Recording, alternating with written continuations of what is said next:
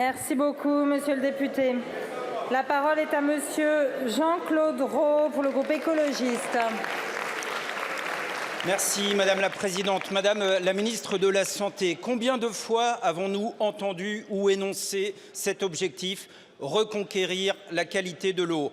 Or, notre bien commun est contaminé sans que nous en mesurions l'ampleur ni les conséquences.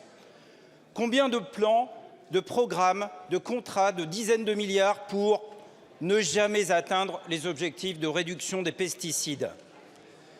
Combien faudra-t-il de cancers pédiatriques dans la plaine d'Aunis, à Sainte-Pazanne ou ailleurs?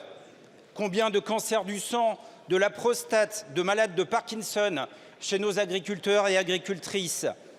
Combien de combats comme celui de Laure, fleuriste, maman d'Amy, morte à 11 ans d'une leucémie? Combien de temps pour que nous cessions de nous voiler la face pour enfin protéger notre santé et celle de nos enfants? Aujourd'hui, pour faire court, on ne trouve pas ce qu'on ne cherche pas.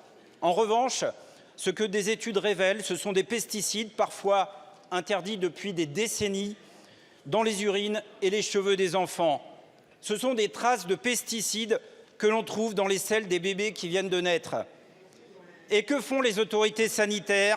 Elles évaluent les risques, classent ou déclassent les métabolites pertinents. Elles surveillent, cherchent, mais pas assez, sans coordination et souvent trop tard, quand elles n'ont d'autre choix que de fermer brusquement des captages d'eau potable.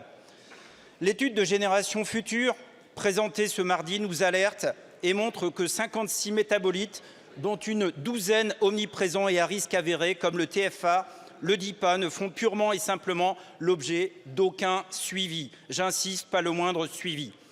Pour respecter le principe de précaution, pour garantir une eau potable de qualité pour la santé publique, soutiendrez-vous, Madame la Ministre, ma proposition de loi pour interdire les pesticides sur les aires d'alimentation des captages d'eau? Je vous remercie, monsieur le député. La parole est à Madame Annie Genevard, ministre de l'Agriculture. Merci Madame la Présidente, Mesdames et Messieurs les députés, Monsieur le député Jean-Claude Rau. Vous évoquez un sujet des plus sensibles et bien entendu la question a toute son importance. Vous évoquez dans votre question une étude locale qui a été menée en particulier par des parents d'élèves à la suite de la survenance plus nombreuse de cancers pédiatriques. Je voudrais dire que toutes les alertes doivent être prises au sérieux et particulièrement naturellement quand elles concernent les enfants. Tous les parents qui sont ici ne peuvent y être indifférents comme tous ceux de notre pays. Je voudrais dire qu'il faut en la matière documenter les sujets, le problème de façon extrêmement scientifique et certaine. À quel niveau sont les résidus observés? Dépasse-t-il les limites autorisées? Tout ça doit faire l'objet d'une étude très scientifique et très précise. Les résultats locaux doivent être mis en regard avec les études nationales, des études très approfondies qui sont conduites au niveau national.